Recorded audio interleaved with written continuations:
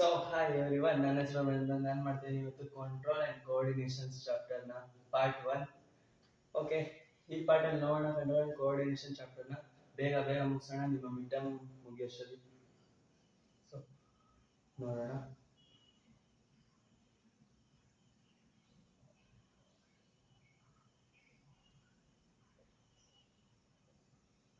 First ನೋಡೋಣ stimuli ಅಂದರೆ ಏನು ಅಂತ ನೋಡೋಣ. ಅದಕ್ಕಿಂತ ಮುಂಚೆ ಒಂದು ಸಿಂಪಲ್ ಸ್ಟೋರಿಯಾಗಿ ಎಕ್ಸ್ಪ್ಲೇನ್ ಮಾಡ್ತೀನಿ.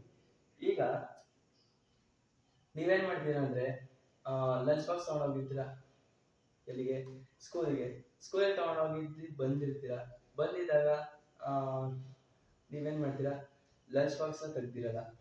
3 ದಿವಸ ಆದ್ಮೇಲೆ ತೆಗಿತೀರಿ ಲಂಚ್ ಬಾಕ್ಸ್. ಅಂದರೆ 3 ದಿವಸ ರಜೆ ಇರುತ್ತೆ ಅಂತ ತಿಳ್ಕೊಳ್ಳಿ. ಅಂದರೆ 2 ದಿವಸ ರಜೆ ಇರುತ್ತೆ, 3 ದಿವಸಕ್ಕೆ ತೆಗಿತೀರಾ.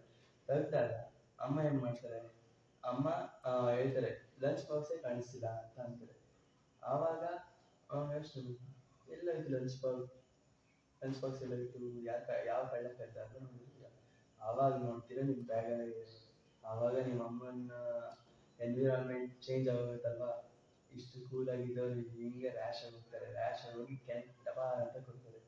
ಆವಾಗ ಏನಾಗುತ್ತೆ, ಹೀಗಾಗುತ್ತೆ ಇಲ್ಲ ಇಲ್ಲಿ ನೋಡಿ, ಹಿಂಗೆ ನೋಡಿ ಅಲ್ವಾ. ಈಗ ಅಮ್ಮ ಹೊಡೆದ್ರೆ ಕೋಪ ಮಾಡ್ತಾರೆ. ಅದನ್ನೇನು ಮಾಡೋದು, ಸ್ಟಿಮ್ಯುಲೈ ಅನ್ಬೋದು. ಅಂದರೆ change in the environment to which an organism response ನೋಡೋಣ. Reaction of an organism to a stimulus.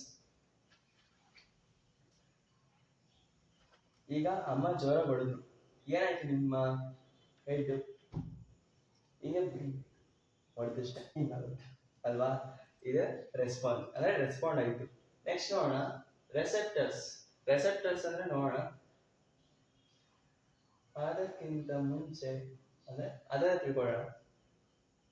ಏನಾದ್ರು ಸ್ಕ್ರೀನ್ ಕ್ಲಿಯರ್ ಆಗಿದೆಯಾ? ಕ್ಲಿಯರ್ ಆಗಿದೆ ಪರವಾಗಿಲ್ಲ, ಕ್ಲಿಯರ್ ಆಗಿ ಎಕ್ಸ್ಪ್ಲೇನ್ ಮಾಡ್ತೀನಿ.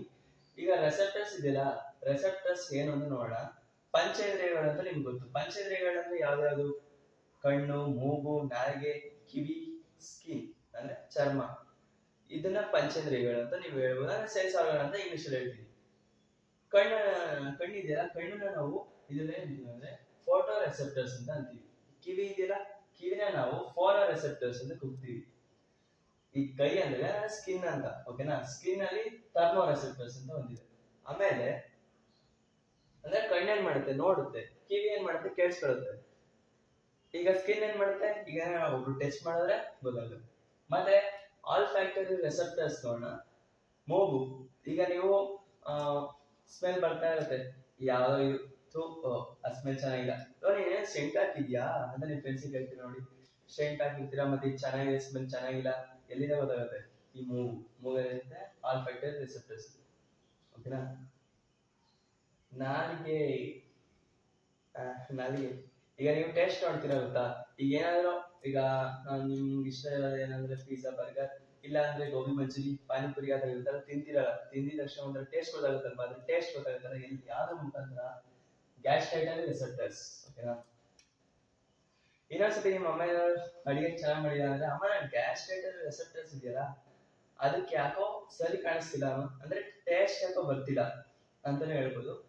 ಆಗ ನಿಮ್ಮಮ್ಮ ತಲೆ ಕೆಡ್ಸ್ಕೊಂಡು ಏನಿದ್ರು ಗ್ಯಾಸ್ಟ್ರೈಟರಿ ರೆಸೆಪ್ಟರ್ಸ್ ಅಂತ. ಓಕೆ, ಟ್ರೈ ಮಾಡಕ್ ಹೋಗ್ಬೇಡಿ. ನೆಕ್ಸ್ಟ್ ಈ ಚಾಪ್ಟರ್ ಹೇಳ್ಬೇಕಂದ್ರೆ ಆಲ್ಮೋಸ್ಟ್ ಅಲ್ಲಿ ಯಾರಿಗೂ ಅರ್ಥ ಆಗಿರಲ್ಲ ಅಷ್ಟೊಂದು. ಚಿಕ್ಕದೇ ಆದ್ರೆ ಒಂದ್ಸಲ ಅರ್ಥ ಮಾಡೋದು ಸಖತ್ ಕಷ್ಟ. ನಂಗೆ ಅರ್ಥ ಆಗುತ್ತೆ. ಈ ಟೈಮಲ್ಲಿ ನೀವು ಓದ್ಬೇಕು ಅಂತ ಗೊತ್ತಿರ್ತೀರಾ, ಮಿಕ್ಕಿ ಟೈಮಲ್ಲೆಲ್ಲ ಫ್ರೀ ಆಗಿ ಆಟ ಆಟಾಗಿ ಜಾಲಿ ಅಂತ ಇರ್ತೀರಾ. ಹೀಗೆಲ್ಲ ಖಾಲಿ ಅಂತ. ಓಕೆ, ಎಫೆಕ್ಟರ್ಸ್ ನೋಡೋಣ. ಈ ಎಫೆಕ್ಟರ್ಸ್ ಇದೆಯಲ್ಲ, ಈಗ ರೆಸ್ಪಾಂಡ್ ಆಯ್ತು. ಈಗ ಹೊಡೆದಿದ್ದಷ್ಟೇ ಏನಾಯ್ತು, ಇಲ್ಲಿ ನಿಮ್ಮ ಮಸಲ್ಸ್ ಮತ್ತೆ ಗ್ಲ್ಯಾಂಡ್ಸ್ ಇದೆಯಲ್ಲ ಅದು ಏನಾಯ್ತು, ರೆಸ್ಪಾಂಡ್ ಆಯ್ತು. ಈಗ ಯಾಕಂದ್ರೆ ನೋಡಿ, parts of the body that respond to impulse sent by the nervous system then into action. ಅಂದ್ರೆ ನರ್ವಸ್ ಸಿಸ್ಟಮ್ ಇದೆಯಲ್ಲ, ಒಂದು ಮೆಸೇಜ್ ಕಳಿಸುತ್ತೆ. ಈಗ ನಿಮ್ಗೆ ಮೆಸೇಜ್ ಕಳಿಸ್ತಾರಲ್ಲ ಆತರ, ನೋಡಪ್ಪ ನಿಂಗೆ ಅಮ್ಮ ಹೊಡಿತಾರೆ ಅದಕ್ಕೆ ಮಾಡ್ಕೊಂಡ್ರೆ, ನೀವೇನೋ ಸಡನ್ ಆಗಿ ಈಗ ಸುಮ್ಮನೆ ಇರ್ತೀರಾ, ಕೋಪ ಮಾಡ್ಕೊಂಡಿರ್ತಾರೆ, ಹೊಡಿತಾರೆ ಅಂತ ಗೊತ್ತಿದೆ, ಪಟ ಅಂತ ಕೊಡ್ತಾರೆ. ಆಗ ನಿಮ್ ಬ್ರೈನ್ ಏನ್ ಹೇಳುತ್ತೆ ಅಂದ್ರೆ, ಕತ್ತು ನಿಮ್ಗೆ ಆ ಕಡೆ ಮಾಡಿದ್ರೆ ಹಿಂಗಾಗುತ್ತೆ, ಪಾಟ್ ಅಂತ ಕೊಡ್ತಾರೆ, ಓಕೆನಾ. ಅದ್ಯಾವುದು ಎಫೆಕ್ಟರ್ಸ್. ಇಷ್ಟು ಮುಗಿತು. ನೆಕ್ಸ್ಟ್ ನರ್ವಸ್ ಸಿಸ್ಟಮ್ ನೋಡೋಣ. ಇವೆಲ್ಲ ಹೋಲಿಸಿದ್ರೆ ಇದು ಕೋಆರ್ಡಿನೇಷನ್ ಇನ್ ಅನಿಮಲ್ಸ್. ಓಕೆನಾ. ನರ್ವಸ್ ಸಿಸ್ಟಮ್ ನೋಡೋಣ.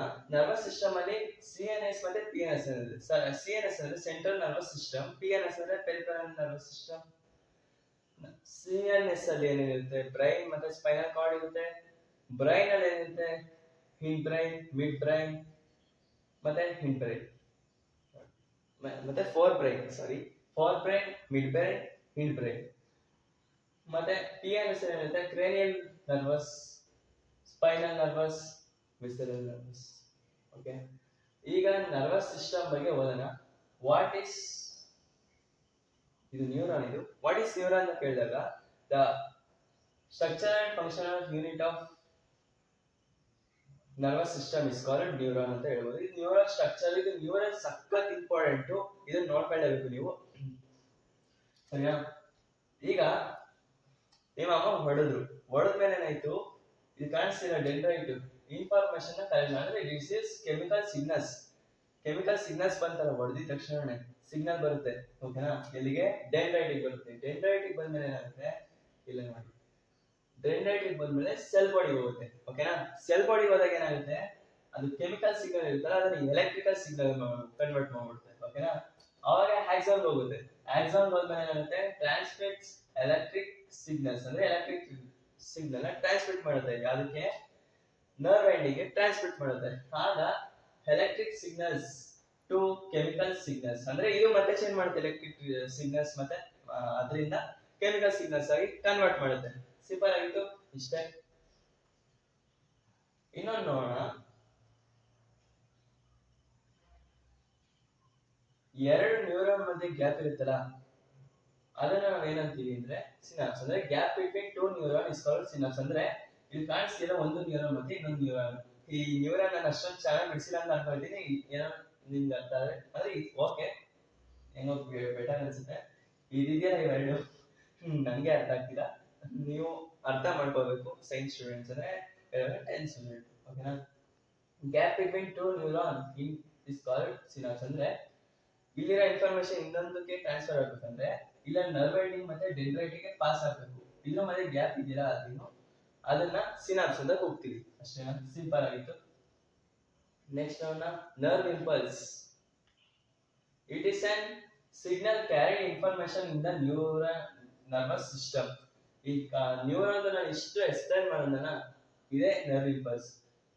ಇನ್ಫಾರ್ಮೇಶನ್ ಕ್ಯಾರಿ ಆಯಿತು ಎಲ್ಲಿಂದ, ಡೆಂಡ್ರೈಟ್ ಇಂದ ನರ್ವ್ ಎಂಡಿಂಗ್ ಅಂತ ಕ್ಯಾರಿ ಆಯಿತು. ಸಿಂಪಲ್ ಆಗಿತ್ತು. ನೆಕ್ಸ್ಟ್ ನೋಡೋಣ. ನಾನು ಎಷ್ಟು ಈಸಿ ಆಗುತ್ತೆ ಅಷ್ಟು ಈಸಿಯಾಗಿ ನಿಮಗೆ ಎಕ್ಸ್ಪ್ಲೈನ್ ಮಾಡ್ತಾ ಇದ್ದೀನಿ. ಏನಾದ್ರು ಡೌಟ್ ಇತ್ತು ಅಂದ್ರೆ ಕಮೆಂಟ್ ಬಾಕ್ಸ್ ಅಲ್ಲಿ ಕಮೆಂಟ್ ಮಾಡಿ. ಡೌಟ್ ಬರೋಕ್ಕೆ ಚಾನ್ಸ್ ಇಲ್ಲ ಅಂತ ಅನ್ಕೊಂತೀನಿ.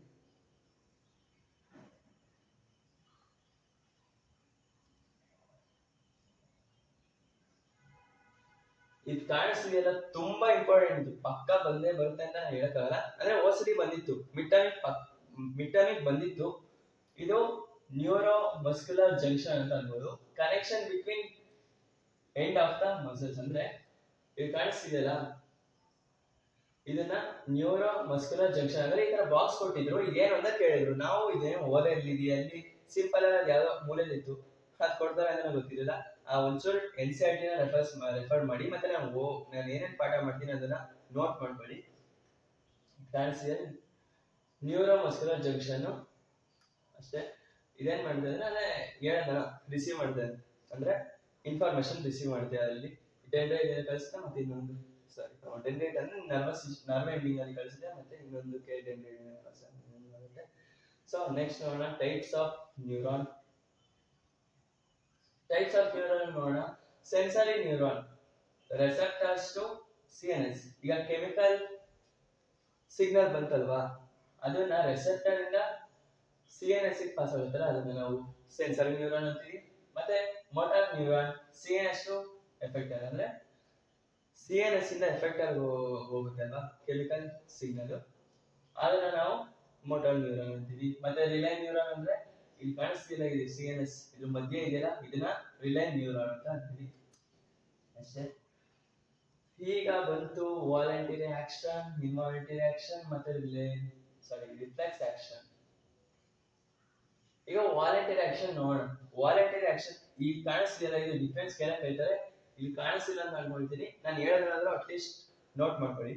ವಾಲಂಟರಿ ಆಕ್ಷನ್ ಇದೆಯಲ್ಲ, ಇದು ನಮ್ಮಿಂದ ಕಂಟ್ರೋಲ್ ಆಗುತ್ತೆ. ಈಗ ವಾಕ್ ಮಾಡ್ತೀರಾ, ಬರೀತೀರಾ, ಇದೇನೋ ಆಟೋಮೆಟಿಕಲ್ ಇದ್ರೆ ಇಷ್ಟೊತ್ತಿಗೆ ಎಷ್ಟೋ ಜನ ಜಗಳ ಆಡ್ಬೇಕಾಗಿತ್ತು. ಈಗ ಕೈ ಇದೆ, ಕೈ ನೀವು ಹೇಳ್ದಂಗೆ ಏನೇನ್ ಕೆಲಸ ಮಾಡ್ಬೇಕು ಅದ್ ಮಾಡುತ್ತೆ. ಬರಿಬೇಕಾ ಬರೆಯುತ್ತೆ, ಓದ್ಬೇಕಾ ಓದುತ್ತೆ, ಸುಮ್ಮನಿರ್ಬೇಕಾ ಕೈ ಕಟ್ಟುತ್ತೆ. ನಾನು ಎಕ್ಸ್ಪ್ಲೇನ್ ಮಾಡ್ತೀನಿ ಕೈಯಿಂದ, ನಾನು ಏನ್ ಅನ್ಕೊಳ್ತಾ ಇದೀನಿ ಅದಾಗ್ತಿದೆ ಅಂದ್ರೆ ನನ್ನಿಂದ ಕಂಟ್ರೋಲ್ ಆಗ್ತಿದೆ. ಓಕೆನಾ? ಇದನ್ನ ವಾಲಂಟರಿ ಆಕ್ಷನ್ ಅಂತೀವಿ. ಏನಾದ್ರೂ ಕೈಗೆ ಎಲ್ಲ ಇನ್ವಾಲಂಟರಿ ಆಕ್ಷನ್ ಆಗ್ಬಿಟ್ಟಿತ್ತು ಅಂದ್ರೆ ತುಂಬಾ ಕಷ್ಟ ಆಗ್ತಿತ್ತು. ಊಟ ಮಾಡ್ಬೇಕಂದ್ರೆ ಊಟ ಹಿಂಗ್ ತಿನ್ಬೇಕಾಗಿತ್ತು, ಹೆಂಗೋ. ಸೊ ಇಮ್ಯಾಜಿನ್ ಮಾಡ್ಕೊಳ್ಳೋದು ಬೇಡ. ಓಕೆ, ಇದು ವಾಲಂಟರಿ ಆಕ್ಷನ್. ಇನ್ವಾಲಂಟರಿ ಆಕ್ಷನ್ ಅಂತ ಏನು ಅಂದ್ರೆ, ಇದು ನರ್ವಸ್ ಸಿಸ್ಟಮ್ ಇಂದ ಕನೆಕ್ಟ್ ಆಗಿದೆ. ಯಾವ ತರ ಅಂದ್ರೆ, ಇದಕ್ಕೆ ಎಕ್ಸಾಂಪಲ್ ಕೊಡೋದ್ರೆ ಹಾರ್ಟ್ ಬೀಟ್ ಮತ್ತೆ ವಾಮಿಟಿಂಗ್. ಈಗ ಹಾರ್ಟ್ ಬೀಟ್ ನಾವು ಕಂಟ್ರೋಲ್ ಮಾಡಕ್ಕಾಗುತ್ತಾ? ಹಾರ್ಟ್ ಬೀಟ್ ನ ಕಂಟ್ರೋಲ್ ಮಾಡಿದ್ರೆ ನೀವು ಹೋಗ್ಬಿಡ್ತೀರಾ, ಆಯ್ತಾ? ಮತ್ತೆ ಇನ್ಯಾವುದು ವಾಮಿಟಿಂಗ್. ವಾಮಿಟ್ ನ ನೀವು ಕಂಟ್ರೋಲ್ ಮಾಡ್ಕೊಳ್ಳೋಕೆ ಚಾನ್ಸೇ ಇಲ್ಲ. ಸಡನ್ ಆಗಿ ಫೋರ್ಸ್ ಆಗಿ ಬಂತು ಅಂದ್ರೆ ನೀವು ಎಲ್ಲಿ ಕಂಟ್ರೋಲ್ ಮಾಡ್ಕೊಳ್ತೀರಾ? ಅದು ಚಾನ್ಸ್ ಇಲ್ಲ. ಅದು ಇನ್ವಾಲಂಟರಿ ಆಕ್ಷನ್ ಅಂತ ಹೇಳ್ಬೋದು. ಸೊ ನೆಕ್ಸ್ಟ್ ನೋಡೋಣ ರಿಫ್ಲೆಕ್ಸ್ ಆಕ್ಷನ್. ರಿಫ್ಲೆಕ್ಸ್ ಆಕ್ಷನ್ ಅಂದ್ರೆ ಆಟೋಮಿಕ್ ರೆಸ್ಪಾನ್ಸ್ ಟು ಸ್ಟಿಮ್ಯುಲೈ. ಅಂದ್ರೆ ಈಗ ನೀವು ಯಾವ್ದೋ ಒಂದು ಪಾತ್ರೆ ಅಂದ್ರೆ ನೀರ್ ಕಾಯ್ಸಕ್ ಹೇಳಿರ್ತಾರೆ, ಅಂದ್ರೆ ನೀರ್ ಕಾಯಿಸಿಟ್ಟಿರ್ತಾರೆ, ನೀವು ಗೊತ್ತಿಲ್ಲ, ನೀವು ಫೋನ್ ನೋಡ್ಕೊಂಡು ರೀಲ್ಸ್ ನೋಡ್ಕೊಂಡು ಹೋಗ್ತಾ ಇರ್ತೀರಾ, ಕೈ ತೊಳ್ಕೊಂಡಿರ್ತೀರಾ, ಅನ್ನ ಹಾಕೊಳಕ್ಕೆ ಅಂತ ಹೋಗ್ತಾ, ಅಂದ್ರೆ ನಿಮ್ಮ ಅಮ್ಮಂಗೆ ಹುಷಾರಿರೋ ಏನು ಅನ್ಕೊಳ್ಳಿ. ಆವಾಗ ನೀವ್ ಯಾವಾಗ ಹಾಕಪ್ಪ ಅಂತ ಅಂತಿರ್ತೀನಿ, ನೀವು ಫುಲ್ ಬಿಸಿಯಾಗಿ ಹೋಗಿರ್ತೀರ, ಚಾಟ್ ಮಾಡಿದ್ರೆ ರೀಲ್ಸ್ ನೋಡಿದ್ರೆ ನೀವು ನೋಡ್ತಾ ಇರ್ತೀರಾ. ಆವಾಗ ಹೋಗಿ ಅನ್ನ ಮುಟ್ಟಕ್ ಹೋಗ್ಬಿಟ್ಟು ಯಾವ್ದು ಬಿಸಿನೀರ್ ಕಾಯಿಸಿರ್ತಾರಲ್ಲ ಆ ಪದನ ಮುಟ್ಬಿಡ್ತೀರಾ. ಆಗ ನೀವೇನ್ ಮಾಡ್ತೀರಾ? ಹೋ, ಈ ಬಿಸಿನೀರು ಚೆನ್ನಾಗಿದೆ ಅಂತ ಮುಟ್ತೀರಾ, ಬಿಸಿ ಬಿಸಿ ಆಗಿದೆ ಅಂತ ಕೈ ತಂದ್ಬಿಡ್ತೀರಲ್ವಾ. ಇದನ್ನ ನಾವು ರಿಫ್ಲೆಕ್ಸ್ ಆಕ್ಷನ್ ಅಂತ ಕೂಗ್ತೀವಿ. ಅಂದ್ರೆ ರೆಸ್ಪಾನ್ಸ್ ಟು ಸ್ಟಿಮ್ಯುಲೈ. ಅಂದ್ರೆ ಈಗ ನೀವು ಸುಟ್ಟಿದ ತಕ್ಷಣ ಹಿಂದೆ ಕೈನ ಹಿಂದೆ ಹಾಕಿದ್ವಲ್ವಾ, ಇದನ್ನ ರಿಫ್ಲೆಕ್ಸ್ ಆಕ್ಷನ್ ಅಂತ ಕೂಗ್ತೀವಿ. ನೆಕ್ಸ್ಟ್ ನೋಡೋಣ.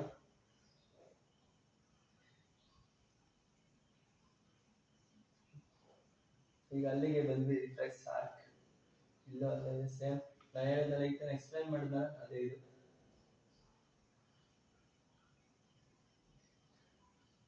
ನಿಮ್ಮ ಕೈಯಲ್ಲಿ ಸ್ಕಿನ್ ಇರುತ್ತೆ. ಸ್ಕಿನ್ ನಾನು ಹೇಳಿದೆ ಆಗಲೇ ಒಂದು ರಿಸೆಪ್ಟರ್ಸ್. ಓಕೆನಾ? ಆದ್ರೆ ಟಚ್ ಆಗಿದಷ್ಟೇ ಎಲ್ಲಿಗೆ ಹೋಗುತ್ತೆ? ಯಾವ್ದು ಮುಖಾಂತರ ಸೆನ್ಸರಿ ನ್ಯೂರಾನ್ ಇಂದ ಹೋಗುತ್ತೆ. ಸೆನ್ಸರಿ ನ್ಯೂರಾನ್ ಇಂದ ಎಲ್ಲಿಗೆ ಹೋಗುತ್ತೆ ಅಂದ್ರೆ, ಇಲ್ಲಿ ಬ್ರೈನ್ ಇದೆಯಲ್ಲ, ಇದು ಇಂಡೈರೆಕ್ಟ್ ಆಗಿ ಕೆಲಸ ಮಾಡುತ್ತೆ, ಡೈರೆಕ್ಟ್ ಆಗಿ ಕೆಲಸ ಮಾಡಲ್ಲ. ಡೈರೆಕ್ಟ್ ಆಗಿ ಕೆಲಸ ಮಾಡಂಗಿದ್ರೆ ಇದಕ್ಕೆಲ್ಲವೂ ಹೋಗಿರ್ಲಿಲ್ಲ. ಈಗ ಸೆನ್ಸರಿ ನ್ಯೂರಾನ್, ಮೋಟಾರ್ ನ್ಯೂರಾನ್ ಇದೇನು ಬೇಕಾಗಿರ್ಲಿಲ್ಲ. ನೀವು ಮುಟ್ಟಿದಷ್ಟೇ ಮುಟ್ಟಕ್ಕೆ ಹೋಗ್ತಿರ್ಲಿಲ್ಲ ಅಂತ ಅನ್ಕೊಳ್ತೀನಿ. ಬ್ರೈನ್ ಇದ್ರೆ, ಬ್ರೈನ್ ಇದೆ ಇಲ್ಲ ಅಂತ ನಾನು ಹೇಳ್ತಿಲ್ಲ. ಅಣ್ಣ ಹಂಗಾರೆ ನನ್ನ ಫ್ರೆಂಡಿಗೆ ಬ್ರೈನ್ ಇಲ್ಲ, ಅವನೇನ್ ಮಾಡ್ತಾನೆ ಅನ್ಬೋದು. ಅವ್ರಿಗೆ ನೀವೇ ಎಕ್ಸ್ಪ್ಲೈನ್ ಮಾಡ್ಬೇಕು, ಬ್ರೈನ್ ಇದು ಈ ತರ ಇರುತ್ತೆ, ನೀವು ಬ್ರೈನ್ ಕಲ್ಸ್ಕೋಬೇಕು ಅಂತ. ಸರಿನಾ? ಇದನ್ನ ಎಕ್ಸ್ಪ್ಲೈನ್ ಮಾಡಿದೀನಿ, ಮತ್ತೆ ಎಕ್ಸ್ಪ್ಲೈನ್ ಮಾಡೋ ಅವಶ್ಯಕತೆ ಇಲ್ಲ ಅಂತ ಅನ್ಕೊಳ್ತೀನಿ. ಇನ್ನೊಂದ್ಸತಿ ಬೇಕಾದ್ರೆ ಇನ್ನೊಂದ್ಸತಿ ಮಾಡ್ತೀನಿ. ಈಗ ನೀವು ಬಿಸಿ ಪಾತ್ರೆನ ಮುಟ್ಟಿದ್ರಿ ಅಂತ ತಿಳ್ಕೊಳ್ಳಿ. ಆಗ ಸೆನ್ಸರಿ ನ್ಯೂರಾನ್ ಇಂದ ಹೋಗುತ್ತೆ, ಮೆಸೇಜ್ ಹೋಗುತ್ತೆ. ಸರಿನಾ?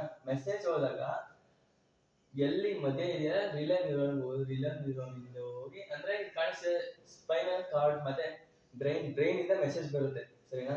ಬಂದಾದ್ಮೇಲೆ ಇದು ಏನ್ ಮಾಡುತ್ತೆ, ರಿಲೇ ನ್ಯೂರಾನ್ ಅಲ್ಲಿ ಸಿಗ್ನಲ್ಸ್ ಕಳಿಸ್ಬಿಡುತ್ತೆ. ಅದಕ್ಕೆ ಎಫೆಕ್ಟರ್ಸ್ ಕಳಿಸಿದಾಗ ನಿಮ್ ಕೈನ ನೀವು ಕಳ್ತೀವಿ ಅಷ್ಟೇ. ನೆಕ್ಸ್ಟ್ ನೋಡೋಣ reflex action. Automatic response to stimuli. ಈಗಲೇ ಈಗ ತಾನೇ ಹೇಳಿದ್ನಲ್ವಾ. ಈಗ ನೀವು ಎಷ್ಟು ಎಕ್ಸಾಂಪಲ್ ಕೊಡ್ಲಿ ಅದಕ್ಕೆ, ಅದೇ ಸೇಮ್ ಹಂಗೆ ತಿಳ್ಕೊಳ್ಳಿ. ಅದೇ ಕೈನ ತೆಗಿತೀರಲ್ವಾ ಬಿಸಿ ಪಾತ್ರೆಯಿಂದ, ಅಂದ್ರೆ ಸುಟ್ಟಿದ್ದು ನಿಮ್ಗೆ ಗೊತ್ತಾಗಿದ್ದಷ್ಟೇ ಹಿಂದೆ ತಗೊಂಡಿದ್ವಿ ಅಷ್ಟೇ. ಇದನ್ನ ರಿಫ್ಲೆಕ್ಸ್ ಆಕ್ಷನ್ ಅಂತೀವಿ. ಅಂದ್ರೆ involuntary action, automatic response to stimuli. ಅಂದ್ರೆ ಆಟೋಮೆಟಿಕ್ ಆಗಿ ರೆಸ್ಪಾನ್ಸ್ ಆಯ್ತು, ನಿಮ್ಗೆ ಗೊತ್ತೇ ಇಲ್ಲ. ನಿಮ್ಗೆ ಗೊತ್ತಿದ್ರೆ ನಿಮ್ಗೆ ಮುಟ್ತಾನೆ ಇರ್ಲಿಲ್ವೇನೋ, ಮಿಸ್ ಆಗಿ ಮುಟ್ಟಿದ್ವಿ, ಆದ್ರೂ ನಿಮ್ ಕೈ ತಾನೇ ಇದಕ್ಕೆ ಬಂತು. ಏನಕ್ಕೋಸ್ಕರ? ನಿಮ್ಮ ಬ್ರೈನ್ ಏನ್ ಹೇಳುತ್ತೆ ಅಂದ್ರೆ, ಅದು ಸುಡುತ್ತೆ ಮುಟ್ಬೇಡಕ್ಕಂತ ಅಂತ ಹೇಳುತ್ತೆ. ನೀವು ಚಿಕ್ಕವ್ರು ಹೇಳ್ಬೇಕಾದ್ರೆ ನೋಡಿರ್ಬೋದು, ಈಗ ದೀಪ ಮತ್ತೆ ಗಂಧದ ಕಡ್ಡಿ ಮತ್ತೆ ಗ್ಯಾಸ್ ಅಲ್ಲೆಲ್ಲ ಬೆಂಕಿ ಪಣ್ಣದಿಲ್ಲ ಆಟಾಡ್ತಿದ್ರಿ, ನಿಮ್ಮ ಅಮ್ಮ ಏನಂತಾರೆ ಮುಟ್ಬೇಡಕ್ಕಂತ, ಅದು ಸುಡುತ್ತೆ ಅಂತ. ನೀವೇನ್ ಮಾಡ್ತೀರಾ? ಅದನ್ನ ಮುಟ್ತೀರಾ.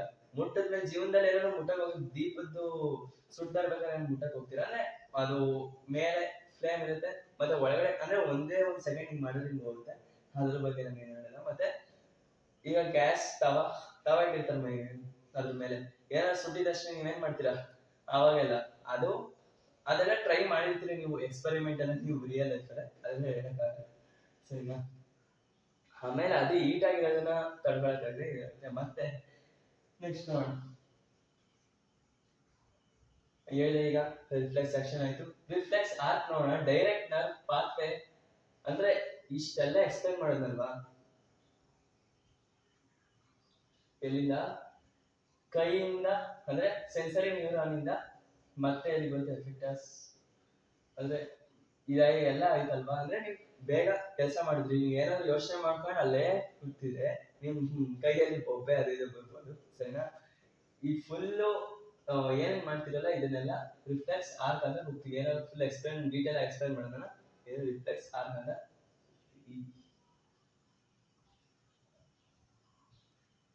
ಹ್ಯೂಮನ್ ಬ್ರೈನ್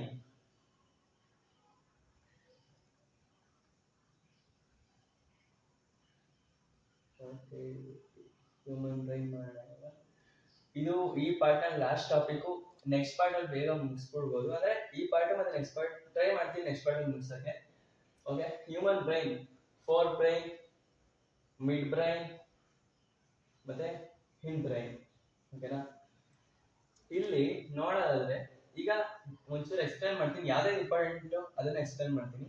ಅದನ್ನ ಮತ್ತೆ ಈ ಫಿಗರ್ ಇದೆಲ್ಲ ಸಖತ್ ಇಂಪಾರ್ಟೆಂಟ್ ನೋಡ್ಕೊಳ್ಳಿ. ಸೆರೆಬ್ರಮ್, ಸೆರೆಬ್ರಮ್ ಏನು ಅಂತ ಕೇಳಬಹುದು. ಸೆರೆಬ್ರಮ್ ಅಂದ್ರೆ thinking part of the body, sorry thinking part of the brain, ಓಕೆನಾ. ಇದನ್ನ ಸೆರೆಬ್ರಮ್ ಅಂತೀವಿ. ಸೆರೆಬ್ರಮ್ ಮತ್ತೆ ಸೆರೆಬೆಲ್ಲಮ್ ಅಂತ ನೀವು ಸಖತ್ ಕನ್ಫ್ಯೂಸ್ ಮಾಡ್ಕೊಳ್ತೀರಾ. ಸೆರೆಬ್ರಮ್ ಮತ್ತೆ ಸೆರೆಬೆಲ್ಲಮ್. ಸೆರೆಬ್ರಮ್ ಮೇಲಿರುತ್ತೆ, ಸೆರೆಬೆಲ್ಲಮ್ ಕೆಳಗಿರುತ್ತೆ, ಓಕೆನಾ. ಈಗ ನೀವು ಯಾವ್ದಾದ್ರು ನೆನ್ಪಿಟ್ಕೋಬೋದಂದ್ರೆ ಸೆರೆಬ್ರಮ್, ಓಕೆನಾ, ABCDE, ಓಕೆನಾ. ಇ ಬರೋದು ಲಾಸ್ಟ್ ಬರುತ್ತೆ ಅಂತ ತಿಳ್ಕೊಳ್ಳಿ.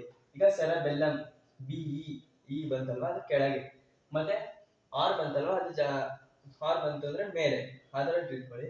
Cerebrum thinking part of the brain ನ ಸೆರೆಬ್ರಮ್ ಅಂತ ಹೋಗ್ತೀವಿ. ಮತ್ತೆ ಇಲ್ಲಿ ಕಾಣಿಸ್ತಿರೋ ಸ್ಕಲ್ ಅಂತ ಹೋಗ್ತೀವಿ, ಕ್ರೇನಿಯಂ ಅಂತ ಹೋಗ್ತೀವಿ, ಓಕೆನಾ. Mid brain changing pupil size ಅಂದ್ರೆ ಮಿಡ್ ಬ್ರೈನ್ ಏನಕ್ಕೆ ಯೂಸ್ ಆಗುತ್ತೆ ನೋಡೋಣ.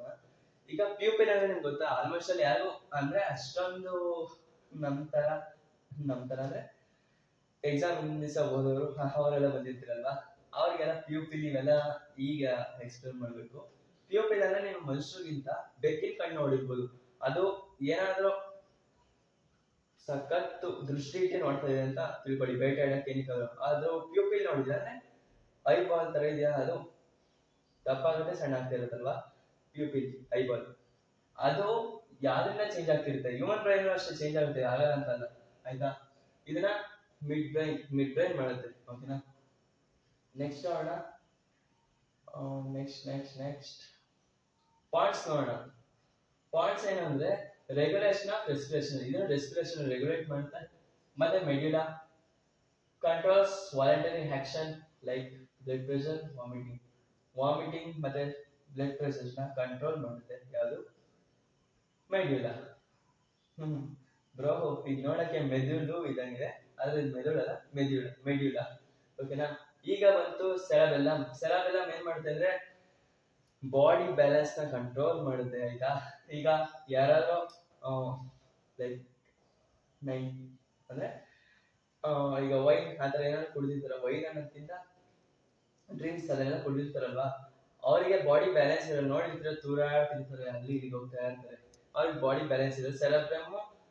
ಸೆರೆಬೆಲ್ಲಮ್ ಕಂಟ್ರೋಲ್ ಅಲ್ಲೇ ಇರಲ್ಲ ಅವರಿಗೆ. ಈ ಕಂಟ್ರೋಲ್ ಏನ್ ಮಾಡುತ್ತೆ, ಬಾಡಿ ಬ್ಯಾಲೆನ್ಸ್ ನ ಕಂಟ್ರೋಲ್ ಮಾಡುತ್ತೆ, ಸರಿನಾ. ಮತ್ತೆ ಇನ್ನೇನ್ ನೋಡೋಣ, brain and spinal cord protected by, ಅಂದ್ರೆ ಬ್ರೈನ್ ಮತ್ತೆ ಸ್ಪೈನಲ್ ಕಾರ್ಡ್ ಯಾವ್ದೆಲ್ಲ ಪ್ರೊಟೆಕ್ಟ್ ಆಗಿದೆ ಅಂತ ನೋಡೋಣ.